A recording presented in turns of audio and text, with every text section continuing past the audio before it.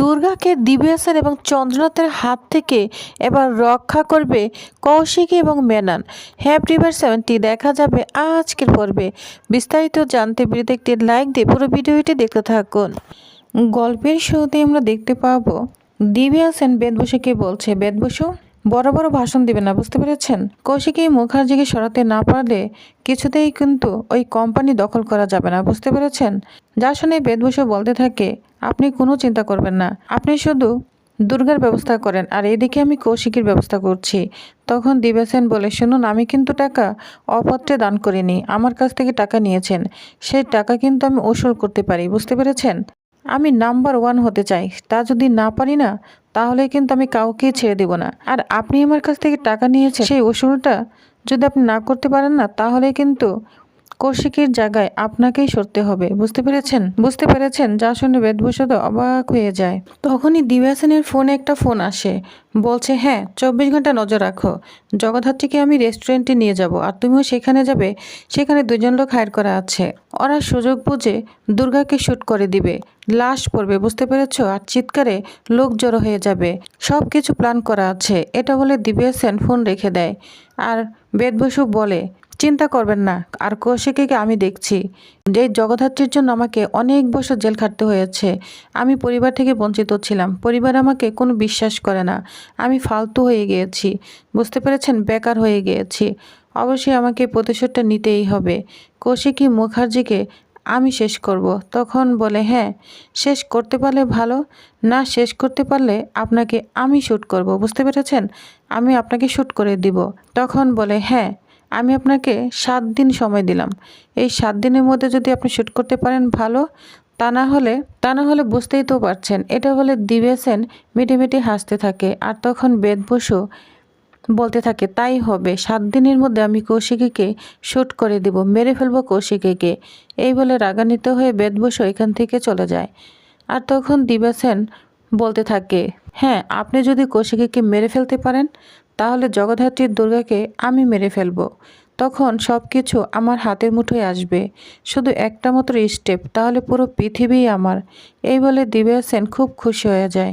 তখনই ওইখানে দুর্গা চলে আসে। দুর্গা তো ওনার সামনে বসে পড়ে আর কিছু একটা ভাবতে থাকে। তখন দিব্যাসেন বলে, দুর্গা তুমি কি ভাবছো? তুমি তো এখন মুখার্জি পরিবারের সব কিছুর অধিকারী, সব কিছু এখন তোমার হাতে, তুমি চাইলে জানো তো পুরো পৃথিবী মানে পুরো শহর তোমার হতে পারে। তখন দুর্গা বলে, কিভাবে? তখন দিব্যাসেন বলতে থাকে, সেটার ব্যবস্থা তোমাকে আমি করে দিব।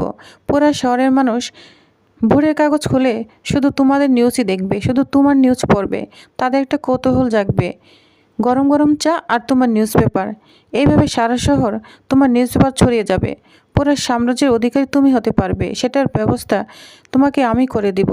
তো অনেক লোভ দেখাতে থাকে দিব্যাসেন দুর্গাকে। তখন দুর্গা বলে, জানিস তো তবু না আমার আনন্দ হচ্ছে না, মনের ভিতরে খচখচ করছে, সবই তো আমার নিজের লোক ছিল বল। তখন বলে, শোনো তোমাকে না বলছি, এসব সেন্টিমেন্টাল সরাসরি নিজের মধ্যে আনবে না, বুঝতে পেরেছ? রাখো, চলো তোমাকে নিয়ে খেতে যাব, পার্টিতে যাব, চলো আনন্দ করে আসি, আনন্দ করলে তোমার মন ভালো থাকবে, রাখো তো এইসব। তখন দুর্গা যেতে না চাইলেও দিব্যাসেন তাকে নিয়ে পার্টিতে চলে যায়। আর এদিকে পিছন দিক থেকে মেনন সব ফলো করতে থাকে। মেনন সাথে সাথে কৌশিকীকে ফোন করে। তখন কৌশিকী ফোন রিসিভ করে বলতে থাকে, হ্যাঁ মেনন বলো। তখন মেনন বলতে থাকে, হ্যাঁ ম্যাডাম চলে গেল, দিব্যাসেন দুর্গাকে নিয়ে পার্টিতে চলে গেল। তখন বলে, মেনন তাড়াতাড়ি ফলো করো, যেভাবেই হোক ওকে ফলো করতে হবে, না হলে ওর বিপদ হবে, এই পার্টিতে কোনো একটা আক্রমণ হতে পারে মেনন, তাড়াতাড়ি ফলো হার। তখন মেনন বলতে থাকে, ঠিক আছে ম্যাডাম, আপনি কোনো চিন্তা করবেন না, আমি এক্ষুনি যাচ্ছি। এটা বলে ফোন রেখে দেয়। আর তখন কৌশিকী বলে, আমিও যাচ্ছি। এটা বলে কৌশিকী যখন চলে যাবে তখনই সামনে পড়ে সমরেশ, বলছে, কৌশিকী তুমি কোথায় যাচ্ছ? তখন বলে, শোনো সমরেশ, আমাকে না এক্ষুনি বেরোতে হবে, আমাকে পার্টিতে যেতে হবে, দিব্যাসেন পার্টিতে নিয়ে গিয়েছে দুর্গাকে, সেখানে কিছু একটা হতে পারে, আমাকে এক্ষুনি যেতে হবে, আমাকে আটকেও না সমরেশ। তখন সমরেশ বলে তুমি কেন যাবে? যে তোমাকে মারতে চেয়েছে তাকে তুমি কেন বাঁচাতে যাবে? তখন কৌশিকী বলে শোনো, শ্রীকৃষ্ণ বলেছিল ফলের চিন্তা করো না, আগে কর্ম করে যাও, বুঝতে পেরেছ? তবে তুমি এটা মনে করতেই পারো এই যা কিছু হচ্ছে না সব আমার ইশারাই হচ্ছে, এটাও তো ভাবতে পারো। তখন সমরেশ বলে কৌশিকী তুমি কি ভাবছো, তুমি কি বলছো, আমি তো কিছুই বুঝতে পারছি না। তখন কৌশিকী বলে সমরেশ তোমাকে আমি পরে সব বুঝিয়ে বলবো, এখন আমাকে ইমিডিয়েটলি যেতে হবে আর তোমাকেও আমাকে হেল্প করতে হবে। তখন সমরেশ বলে হ্যাঁ হ্যাঁ বলো না, আমি কি হেল্প করব? তখন কৌশিকী বলে আমাকে তোমার গাড়ি চালক হতে হবে আজকে, কিচ্ছু করার নেই। তখন বলে না না কোনো সমস্যা নেই, আমি অবশ্যই যাব, তবে এইভাবে যাব। তখন বলে না অবশ্যই চেঞ্জ করতে হবে, আমিও চেঞ্জ করব। কৌশিকী মুখার্জি আবারও আজকে দেখিয়ে দিবে স্বমহিমায় কৌশিকী মুখার্জি হয়ে উঠতে পারে। হ্যাঁ হ্যাঁ আজকে আমি আবারও স্বমহিমা হয়ে উঠব, বুঝতে পেরেছ?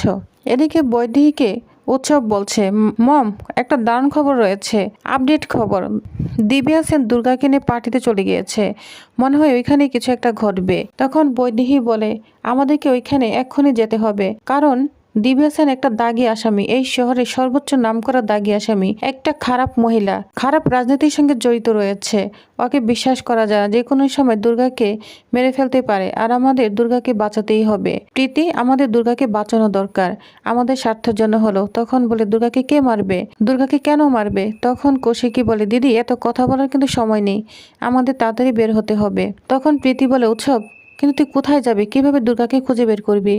তখন উৎসব বলে দিদি তুই চিন্তা করিস না, এগুলো না আমার সব লোক লাগানো আছে, ও কোথায় কি করছে সব লোক লাগানো আছে, তুই চল, কোনো চিন্তা করিস না। তো তারা সবাই যখন চলে যাবে তখনই ওইখানে ফোন দেয় বৈদেহীর ফোনে রেশব। রেশব বলতে থাকে আচ্ছা দুর্গা আপনাদের ওইখানে গিয়েছে, দুর্গাকে অনেকক্ষণ ধরে খুঁজে পাচ্ছি না। তখন বৈদেহী বলতে যাবে প্রীতি আর এসব না করতে থাকে ইশারা দে। তখন বলে না না আমরা তো জানি না, তুমি তোমার বউ, তুমি খোঁজ করো। কেন খোঁজ করনি? না ঠাকমা খোঁজ করেছি, কিন্তু সন্ধ্যার পর থেকে ওকে আর খুঁজে পাওয়া যাচ্ছে না।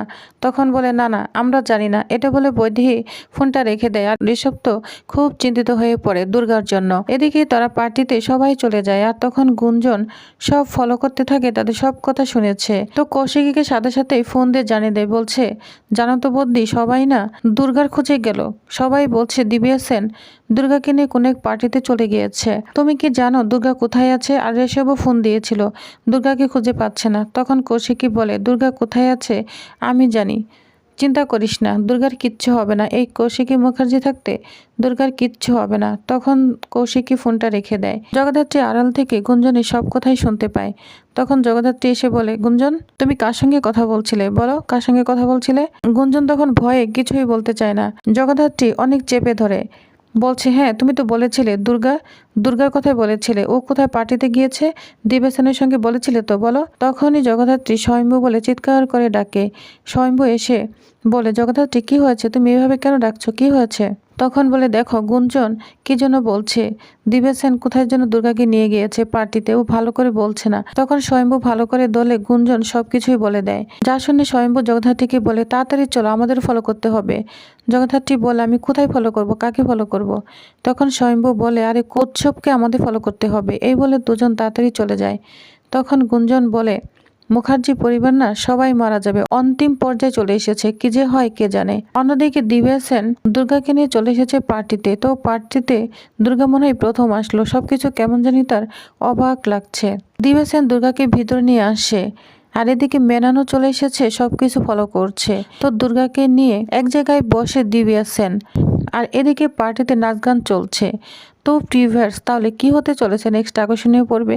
এবার দুর্গাকে কে বাঁচাবে, জগদ্ধাত্রী নাকি কৌশিকী? তো কি হতে চলেছে নেক্সট আকর্ষণীয় পর্বে জানতে অবশ্য আমার সাথেই থাকুন। ধন্যবাদ।